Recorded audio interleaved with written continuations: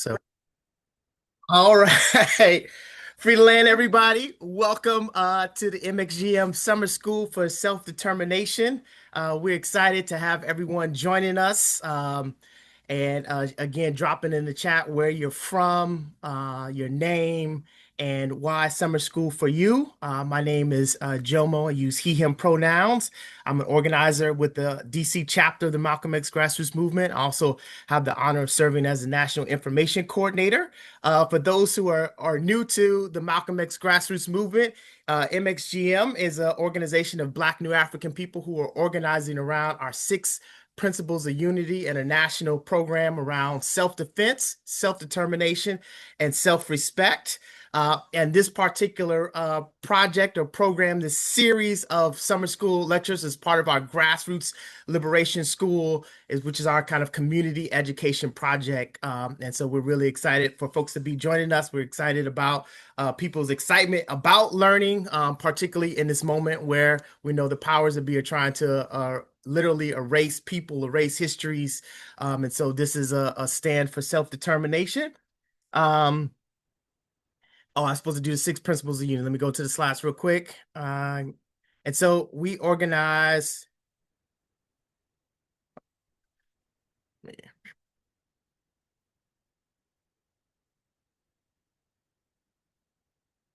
all right, there we go. All right. So we organize around six principles of unity. And if you're interested in joining an organization, that's one of the first things that we ask people to promote or as a criteria for that. So our first one is that because our first principle is that we defend the human rights of African people, and we say all African people, regardless of gender orientation, ideology, class, all. When we say all, we mean all. Our second principle is we demand reparations, repair for the harm and the ongoing harm that is happening to our people. And our third one is that we promote self-determination as an answer to our situation, our neo-settler colonial situation. We oppose the genocide of our people and the accepted calculated killing of whole or heart parts of people. So we oppose the genocide that's happening in Palestine. We oppose the genocide that's happening in Africa. We oppose the genocide that's happening right here inside the belly of the beast. Our fifth principle is that we demand the release of all political prisoners, prisoners of war, and political exiles. We want to free them all and free them all now. And then our last principle is we struggle to end gender and sexual oppression. And so we hold these principles to help shape our program and our approach to organizing to free the land. So I'm going to stop that share there. And yes, you're muted, Kamara. We got you.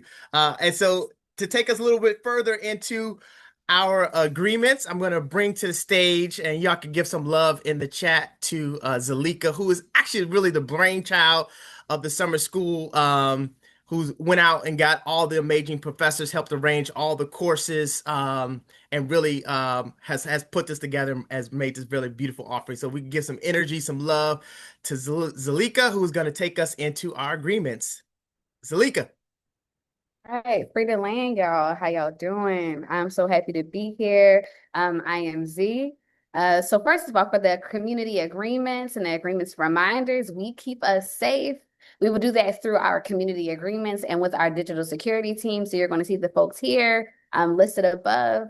These are our security team members. So in addition to honoring the six principles of unity, you also agreed to honor these seven aspects of the MXGM personality and practice the seven commandments of Umoja and unity during all summer school sessions. So we're going to see the slides on the chat. Our digital security team well, it should say Digisec, DIGISEC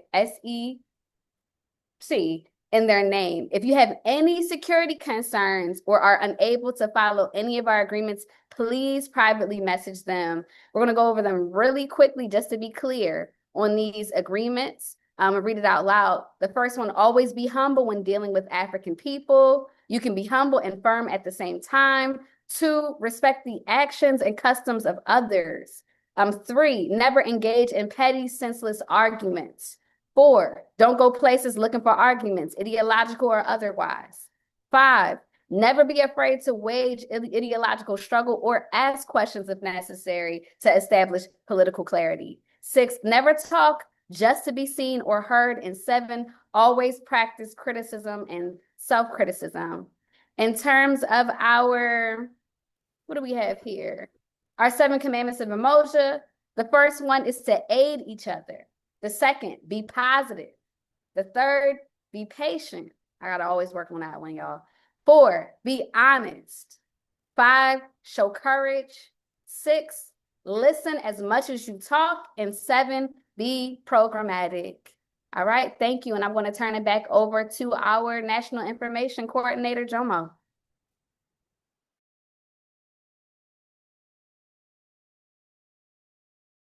All right. Ooh, yeah, caught me eating.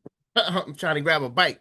All right, so I have the distinct honor of bringing up our first lecturer for the series. If you don't know Baba A.K. Umoja, you are going to learn about him today. And so Baba A.K. is a scholar activist with decades of experience in the Black freedom struggle, affectionately known as Baba A.K., also known as the People's Professor.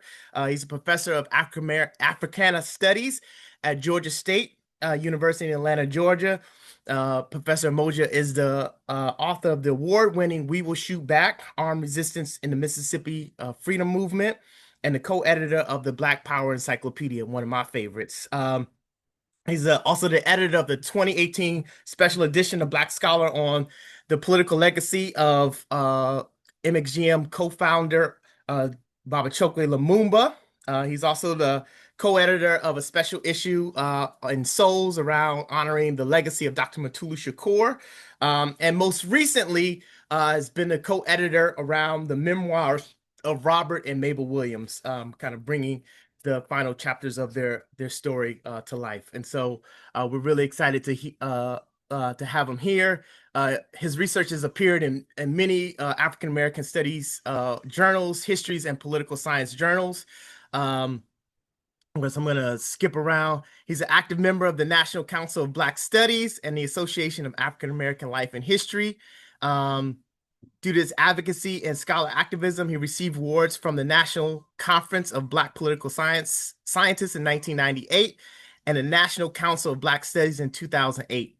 Umoja was the recipient of the NCBS 2013 President's Award for Outstanding Contribution to the Discipline of Africana Studies, and honored his career of leadership and social responsibility in the profession in 2025.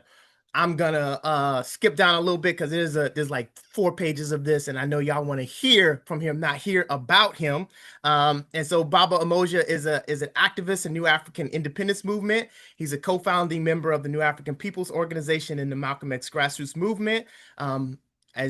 We've laid out, committed to the self-determination, self-defense, and self-respect of our people. Along with his wife and educator, Aminat Umoja, he and other comrades have organized and initiated Atlanta's first Malcolm X Festival in 1989. Now in its 35th year, Umoja was inducted into the Selma, Alabama's Hall of Resistance and Enslavement and Civil War Museum during the city's annual bridge crossing and Jubilee celebration in 2016. All right, he's on camera. That's enough. Have I done enough? You ready? Yeah, yeah. All right, he's on camera. He said, "Is that enough for this praise? Let's get to this work." So, if you could give some love in the chat to Baba AK, free the land.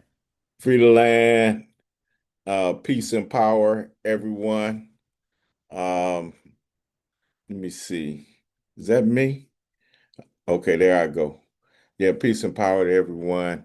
We're here today on the topic of educate to liberate. And actually, Colombo has been using that recently. So I'm appropriated back from them.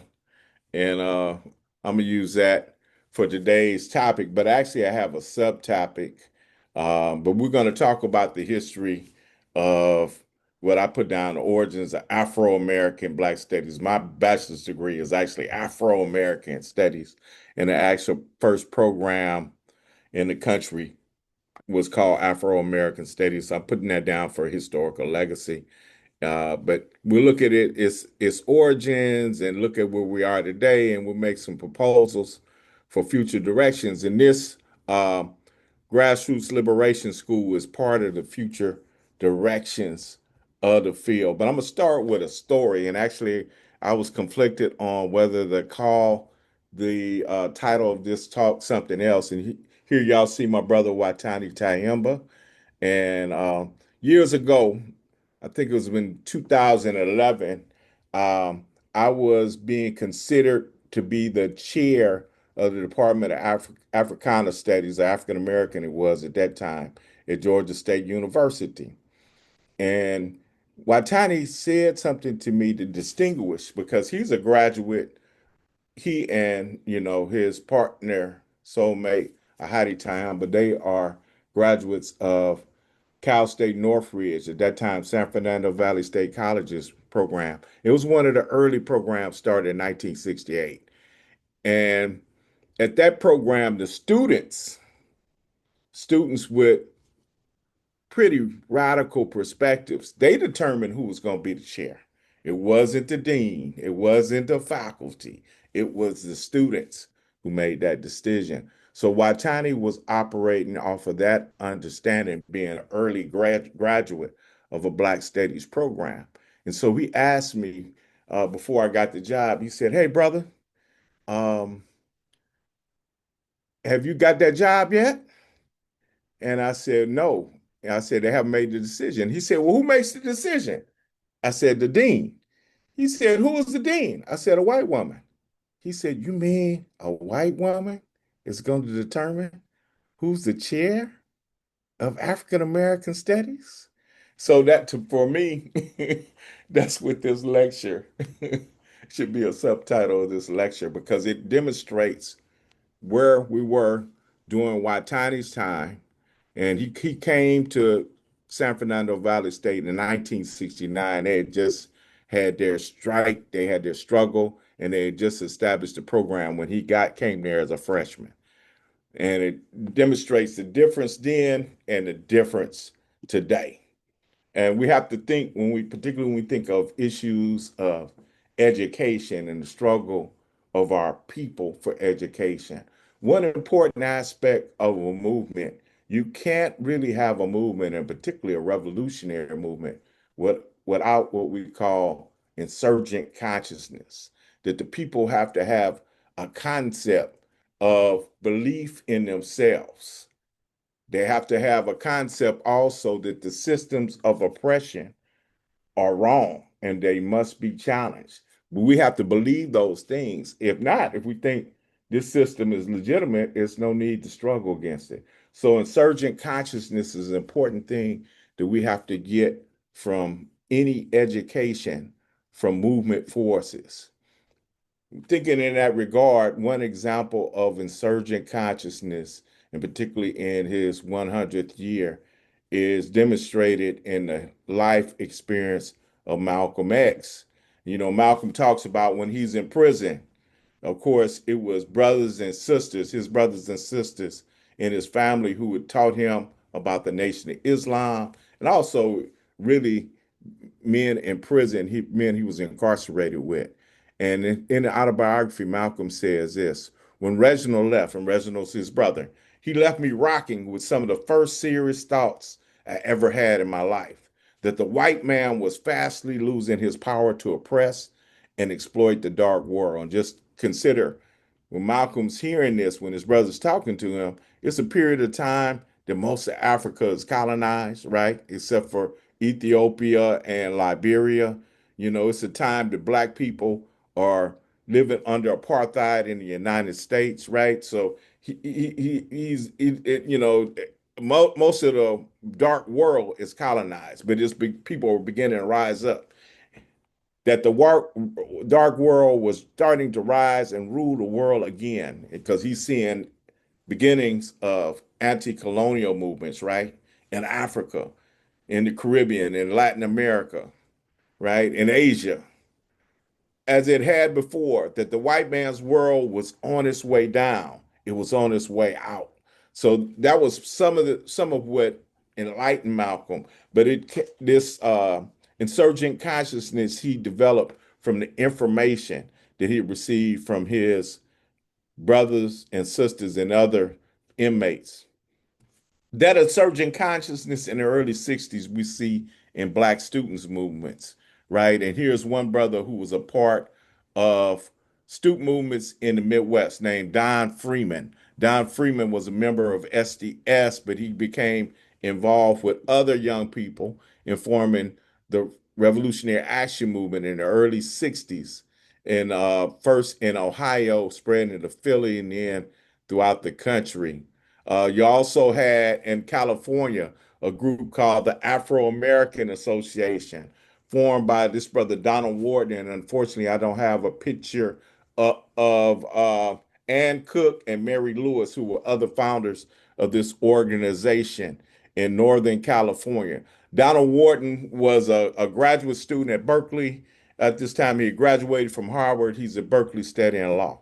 And in the group, that began to have a mass following of young people, Donald Wharton would say, Jews go to Jewish schools to learn about Jews. Chinese go to Chinese schools to learn about Chinese. Whites go to white school to learn about whites. But blacks go to white schools to learn about whites. And at that time, it was no black studies in most schools in the United States. At no schools in the United States. Okay. A group left from Donald Ward's organization, and they formed a collective that formed this journal, Soul Book. This is their first issue. This photo is from a sister in Cuba. Soul Book starts first issue is 1964. Okay, and in that journal, it not only had different from Donald Wharton, it had more anti-imperialist and anti-colonial views as well as a black nationalist perspective. It looked at Patrice Lumumba and movements going on in Africa, looked at struggles going on in Cuba, things of that nature. Okay, from the Soul Book Collective, and some of the Soul Book members and some members of the Black Panther Party, they started the first, what we would call today, Africana Studies program on a 2-year institution, Merritt College. It started in 1966. They began to have classes on campus and develop what they call an Afro American Studies program. Here you see on this flyer their first graduation ceremony in 1968, but the program starts in 66.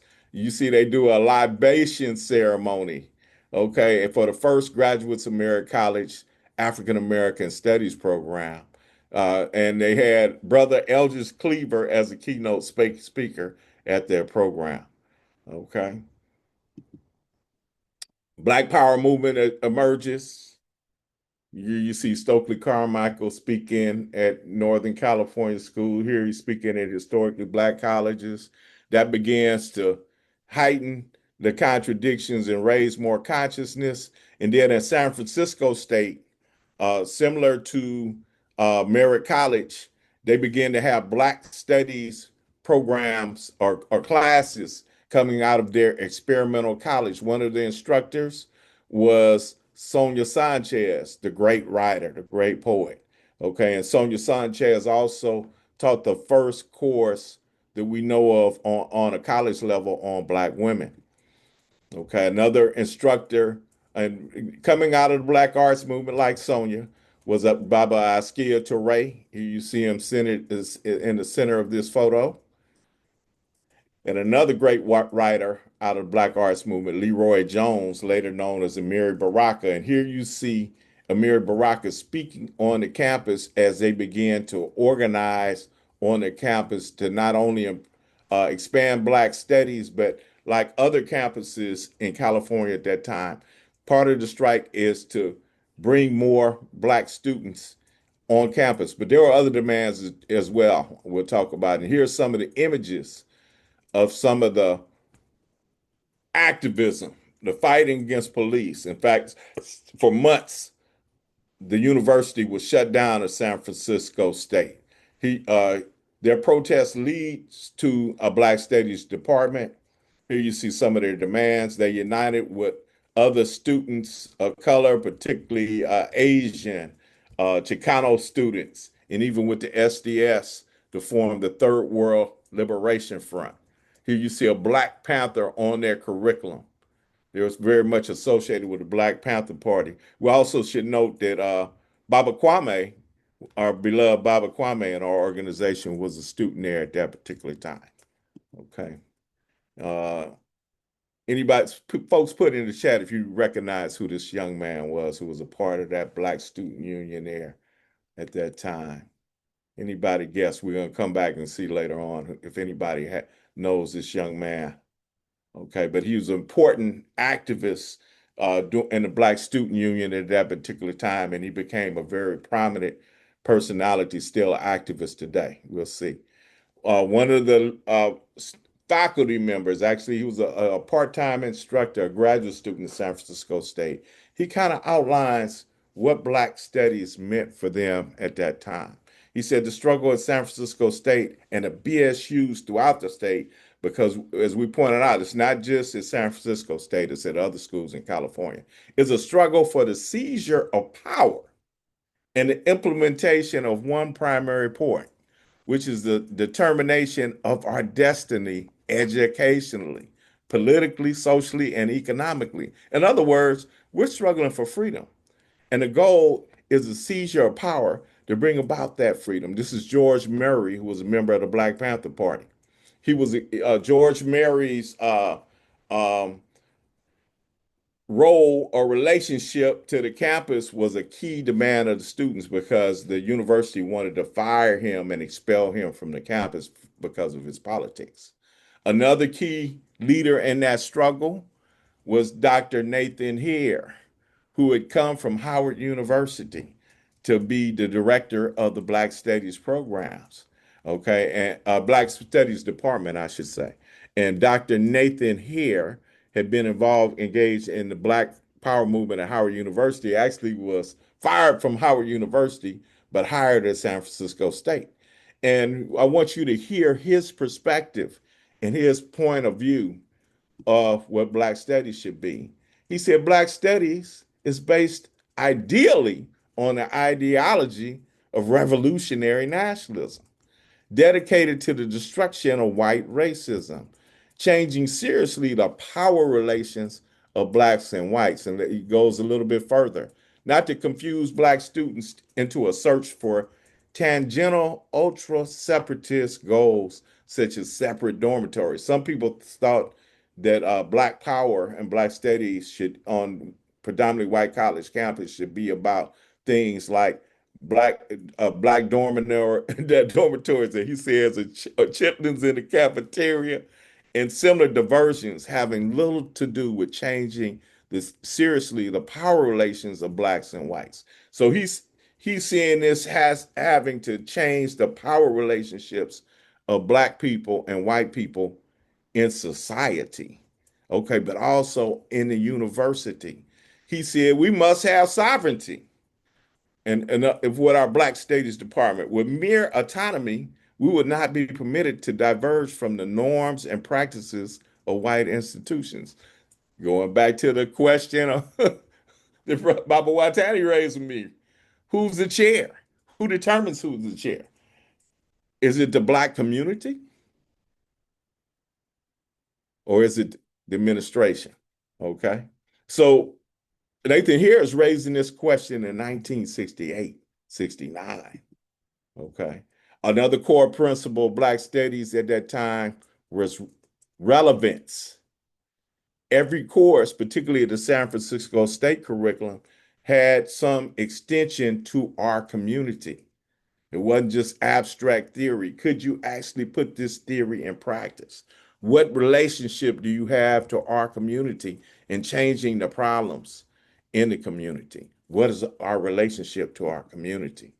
Okay. Another struggle occurred at San Fernando Valley State. Actually, their strike was a few days before the strike at San Francisco State. It wasn't as long, okay, at San Francisco State, but it was very dynamic. And here you see some of the students demonstrating. Sister Shaki, who's a friend of one of our uh, parent organizations, the House of Umoja, other students out protesting. But at the San Francisco State, excuse me, San Fernando Valley State strike, students were not only for their activism were charged. They were on trial. Here you see 23 students on trial. Three of them were convicted and defined as political prisoners. Brother Robert Wazo, who had actually been a member of the House of Umoja. Brother, it says Archie Chapman, later to be known as Adewole Umoja, uh, one of my big brothers. You see the sentence, 1 to 25 years. But fortunately, uh, the NAACP was able to appeal their charge. And I think at that time, this was the largest amount of Black students who were put on trial. And actually, um, from the protests of the 60s, actually, these were some of the major convictions that had happened during that time. Okay. Um, Again, another aspect of Black studies I know from talking to formerly Archie Chapman, that their goal was never that Black studies was to permanently be on campus, but to be a separate institution. You saw here, you see students at Cornell University having to come out and negotiate, but having to be armed, feeling the only way they could be safe during their strike because there were threats on their lives was to be armed. Howard University, 1968 protests. From their protests, they organized a conference from a Negro college to a Black university. In other words, they wanted a university that will focus around questions of liberation for Black people, not just preparing our students to be workers in racial capitalism, but preparing our people to be independent, preparing our people to be self-determining. This is the conference, Howard University, November 13th through 17th. It's toward a Black University conference. Here you see some of their um, perspective. They say the concept of a Black university is revolutionary. It emerges out of the frustrations of Black students, educators, activists, and community leaders who recognize that the present institutions of higher learning have no relevance to the total Black community and who realize the contradiction of allowing themselves to be acculturated into a society which debilitates Black people. That was the perspectives the students were putting out at that particular time. And I remember one of my elders, who's pictured here next to the widow of Malcolm X, Betty Shabazz. Brother Obabo Wolo was also an associate of Malcolm X, one of the founders of the Provisional Government of the Republic of New Africa. He was one of the speakers at that conference.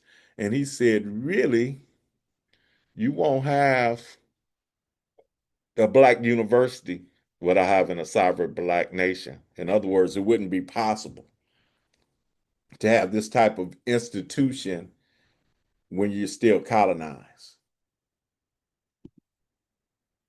Okay.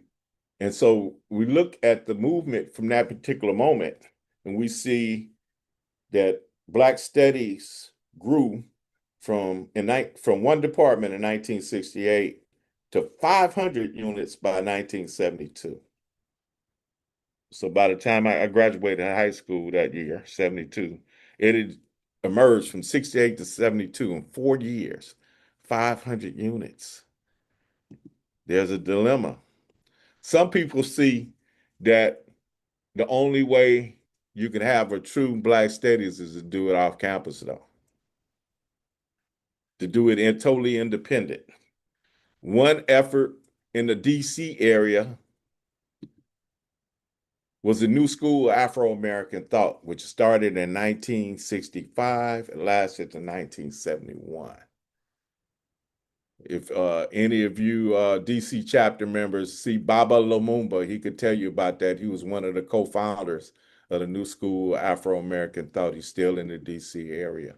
Here you see Baba Kwame Ture holding a rally right in front of the New School of Afro-American Thought. Very much engaged in the struggles of the community. Here you see their grant flyer from the grand opening. They have artists like the great Oscar Brown Jr.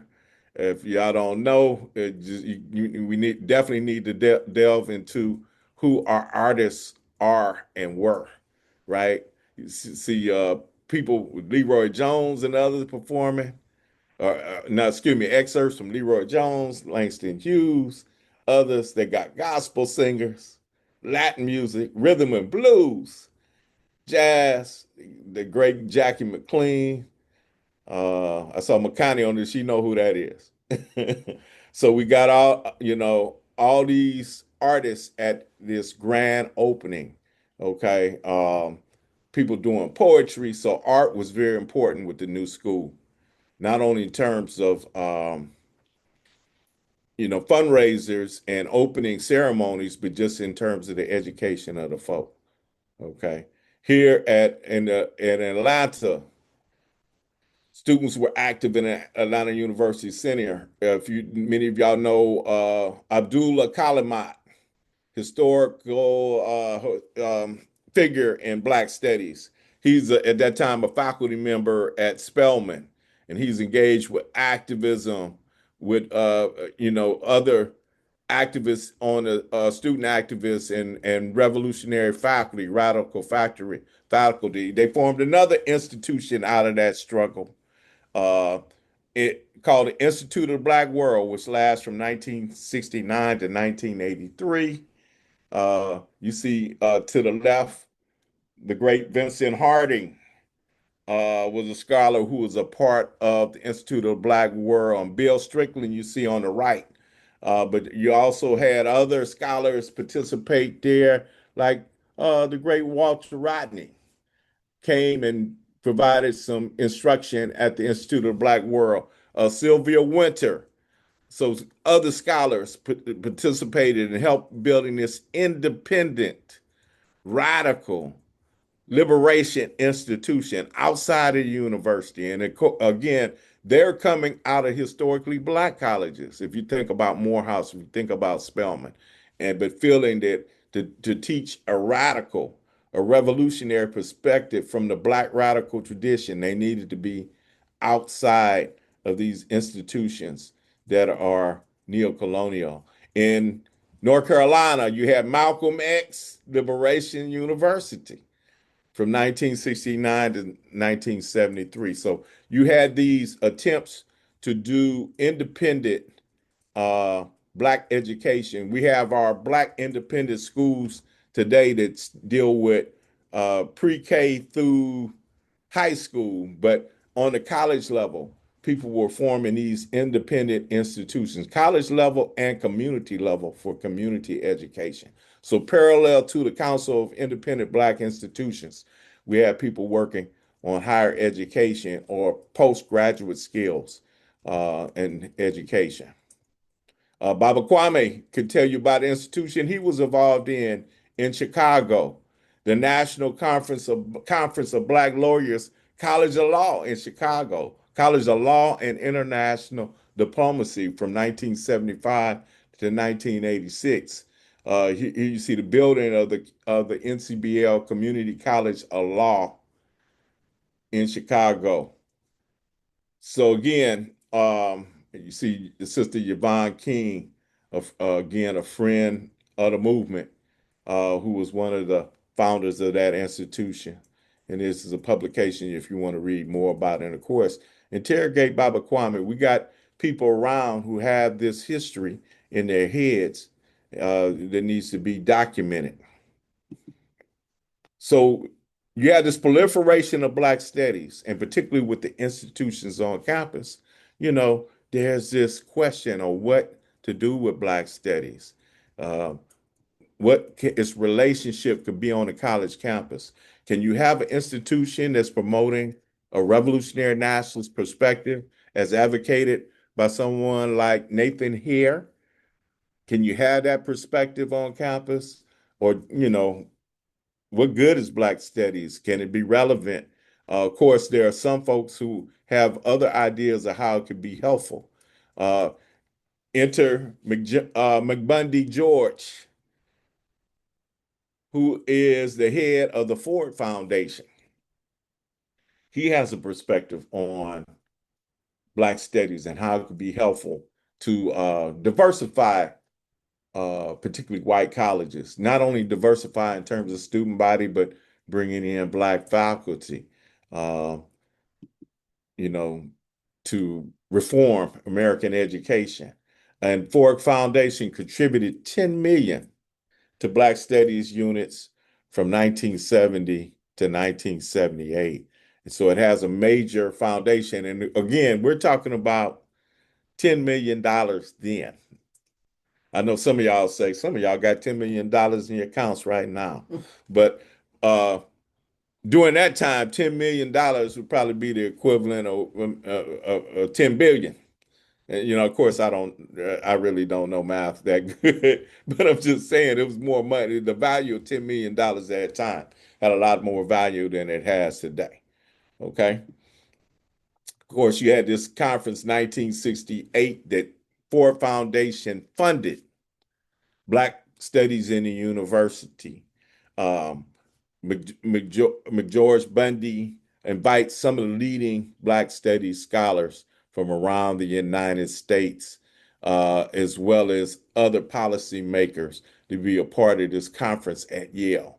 And Yale's trying to determine what it was going to do with Black studies, but it was also set some groundwork for programs around the United States. Of course, you had people like Malana Karenga there. You had Harold Cruz there. But McBundy George spoke there and others, and to kind of lay out the direction of what Black studies should be. And of course, this is documented. You can read those studies. But where are we today?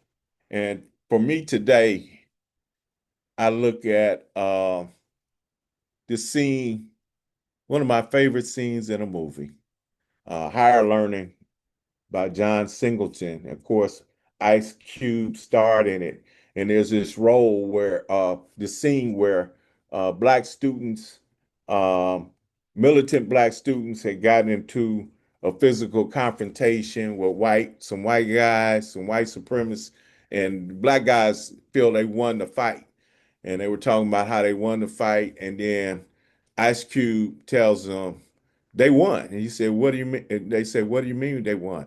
He responds, "They own this table. They own these books we have. They own this room. They own you. You behind enemy lines, dog." So if we were on these campuses, and I think to some degree, this applies not only to predominantly white institutions, but it applies to many of our, if not all of our historically Black colleges. I might get in trouble for saying this, you know, but they're controlled by somebody else. They're controlled by racial capitalism. They're controlled by the colonial powers. They're dependent upon other people. And so that um, Black studies in predominantly white institutions and even on our historically Black colleges, it's not liberated territory as was envisioned by the students of the 1960s and 70s. It's contested territory at best. At best. In other words, some of us uh, promote the radical Black tradition. Some of us promote self-determination, and others of us are basically there for our careers, right? And so, if you want to advance in terms of your career, you're not going to buck uh, the people who run the thing. Okay, so we're behind enemy lines because they control it. But we have some alternatives like K narrative, Nubia with Karen Hunter and Greg Carr. This is alternative because they totally control that thing outside of the system, right? They're doing something independent. And we hope that this summer school is another example that we can learn, we could do something, we could promote, we could build an insurgent consciousness. We can build for self-determination outside of the hands of the colonizer, outside of the hands of racial capitalism, outside of the hands of imperialism, that we can actually develop a self-determination framework, a self-determination uh, consciousness, an insurgent consciousness, as I said earlier, and move toward national liberation for our people, move toward new African education, if you will. I'll stop right there and see what questions might be had. Let me stop sharing.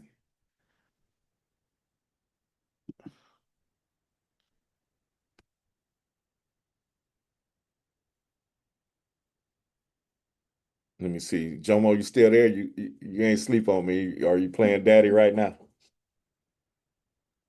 You caught me baby-handed, absolutely over here doing So stuff with I've you. been You there, caught been me there, done eating. Now that. you caught me parenting. One, we want to give some love to Baba AK in the chat. Nasir was deeply involved, had a lot to say around the lecture. But we wanted to see if folks had any questions. The first question we see in the chat is one around in the question and answer is around the slideshow, the slides and whether or not you'll make them available.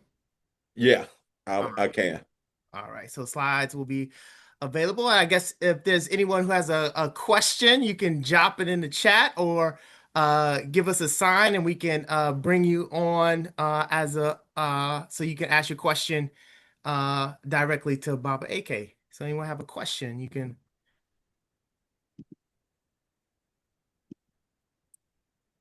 In, and in preparing for this, one of the things as I was preparing, just thinking about, again, I mentioned Watani, I mentioned Hadi Tamb, I mentioned Kwame Kalamara, and um, it's important people associated with these struggles and movements that we actually get and of course, Baba Watani is coming out very soon with his chronology, but particular stories. And we got to think about, I went at the Black Radical Conference. Baba Watani mentioned he actually got his training. He's does work not only for MXGM, but he does work for a lot of forces in the movement around security. He got his initial training in the BSU in 1969. He went there to play baseball, and they said, "No, we're not doing that now."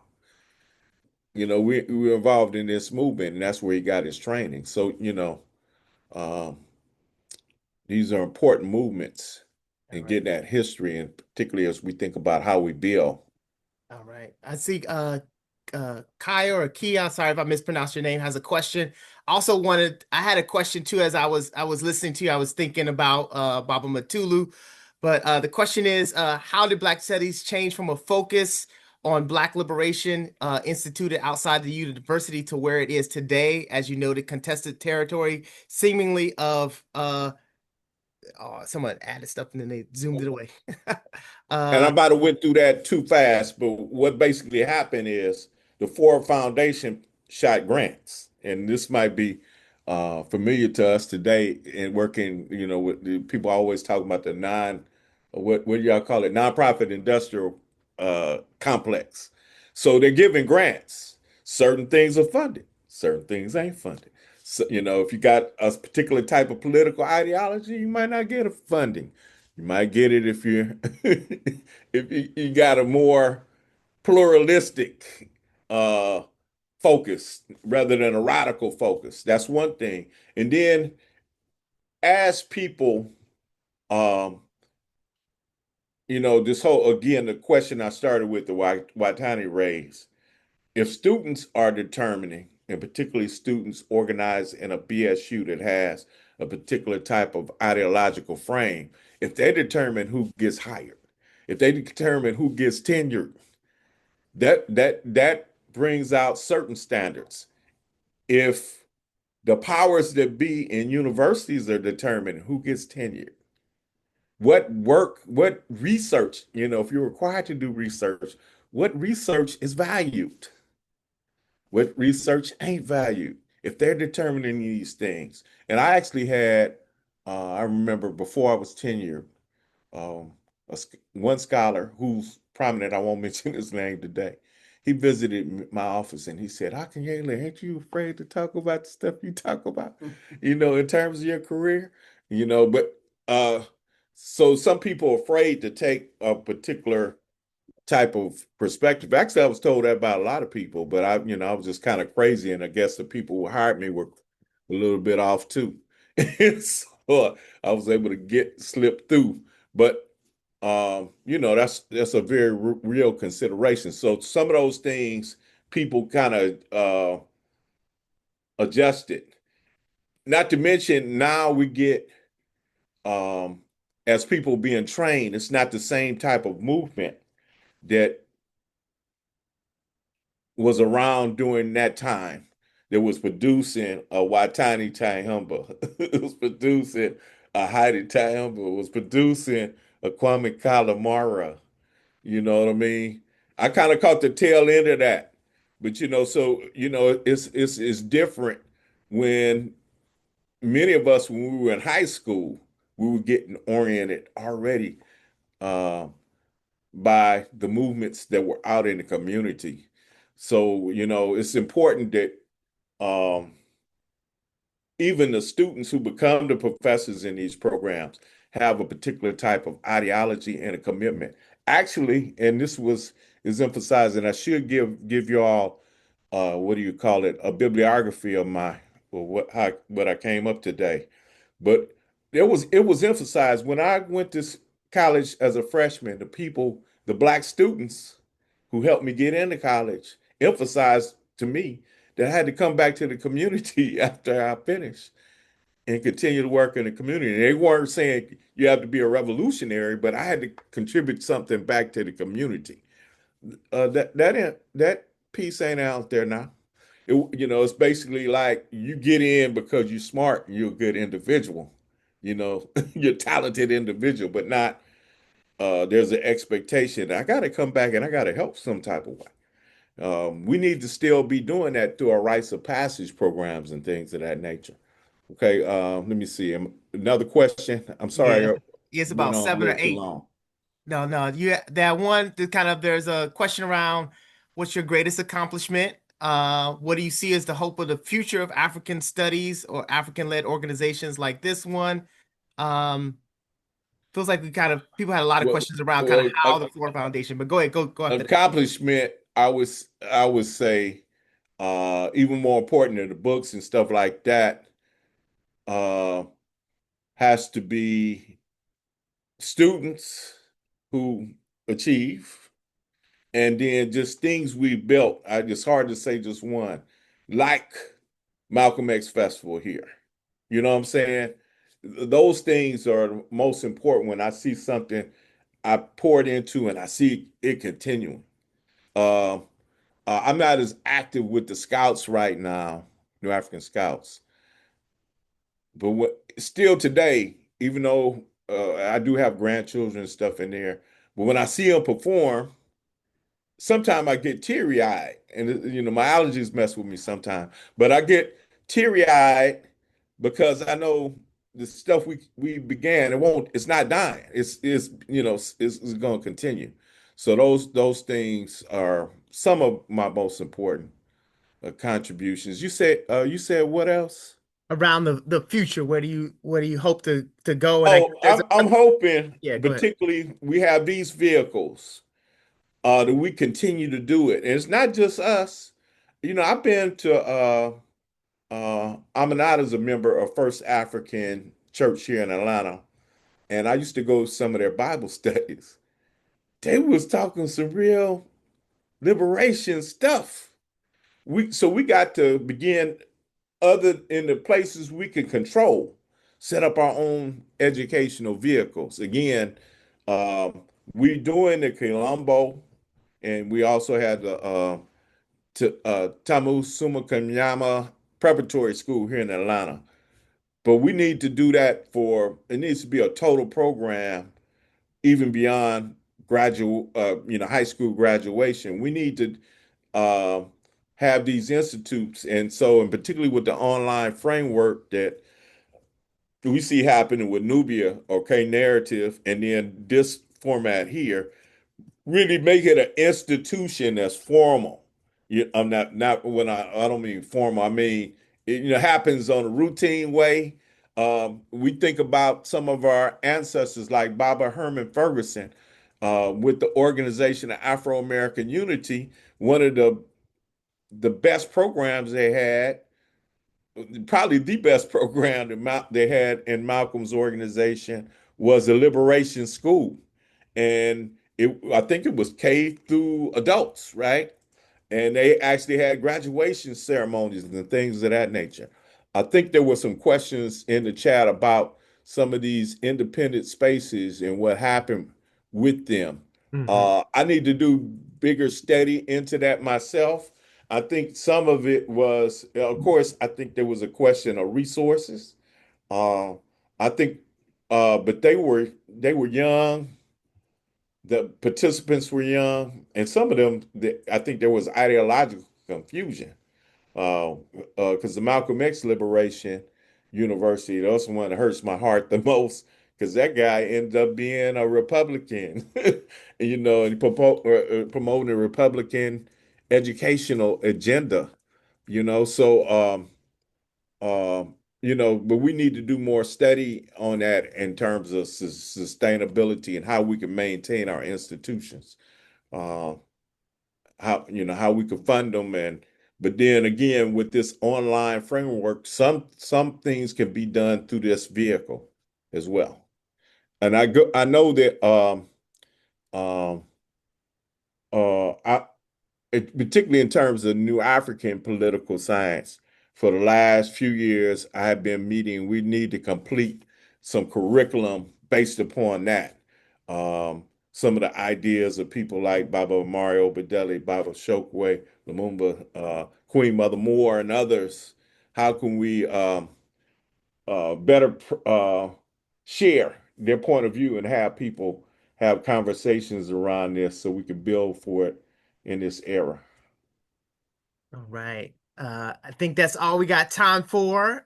So again, want to thank you, folks in the chat, could give up some reactions, some love to Baba AK for kicking us off and giving us a lot to think about. I didn't get my question asked, so I'm gonna hit you in the signal chat about that.